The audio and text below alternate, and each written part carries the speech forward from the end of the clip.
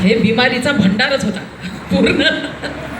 मला sugar, BP, bad cholesterol, गुडघ्याचं दुखणं, पुन्हा आपण झाडझूड वगैरे करायला लागलो तर पूर्ण अशी डोक्यात हवा भरायची, म्हणजे असं जड डोकं होऊन जायचं असं. पुन्हा हातापायाला मुंग्या येणे.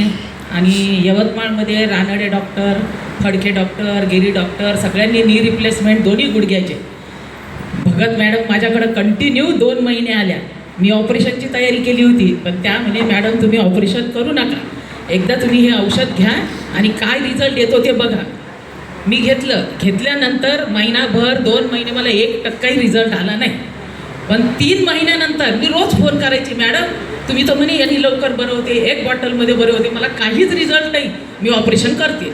पण त्या म्हणे नाही मॅडम थांबा, 3 महिने तुम्ही घ्या मग सांगा. मग 3 महिने मी घेतलं, पण नंतर मला हळूहळू चांगला रिझल्ट आला. 28 वर्षापासून दुखणं होतं मला गुडघ्याचं. तर मी रोज पेन किलर घ्यायची. मी पेन किलर घेतली तरच मी दुसऱ्या दिवशी काम करायची, नाही तर मला मग काम करता येत नव्हतं. चालायचं असलं इथून तिथपर्यंत चालायचं म्हटलं मला 10 मिनटं लागायची. पुन्हा मला लघवीचा त्रास खूप होता, अर्ध्या तासांनी रात्री उठावं लागायचं. पण आज अमृत ज्यूसने मी एवढी बरी आहे का मी सांगूच शकत नाही. अजिबात म्हणजे काय